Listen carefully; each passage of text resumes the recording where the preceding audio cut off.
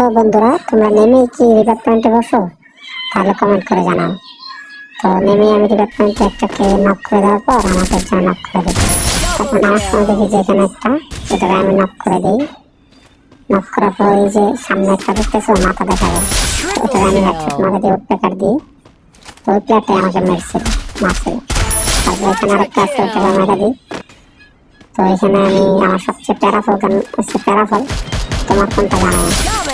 তো প্যারাফল আমি হাতে পাইলে আগুন হয়ে যায় আর কি। এখানে আরেকটা এনিমি আসতেছে জুমের ভিতরে, ওকে আমি হেডশট দিয়ে দিই, প্যারাফল দিই। তারপর এখানে আমি এটা বসাই দিই যেন এনিমি আসলে আমি টের পাই। এদিকে উপরে একটা এনিমি, এটাকে হেডশট মেরে দিই। মারার পর এখানে ওই যে মেশিনটা পাচ্ছিলাম, এনিমিটা আসছে, ওটাকে আবার মেরে দিই।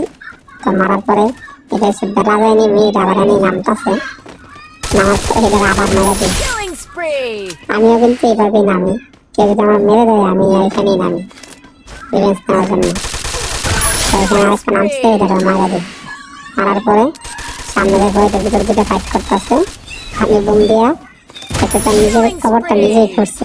গ্লোয়াল পাড়া ছিল কিন্তু সে নিজের মারাটা নিজেই খেয়েছে। এখানে এনিমিটা আমার নামছে, মারার পর এটাকে মারা দিই আমি।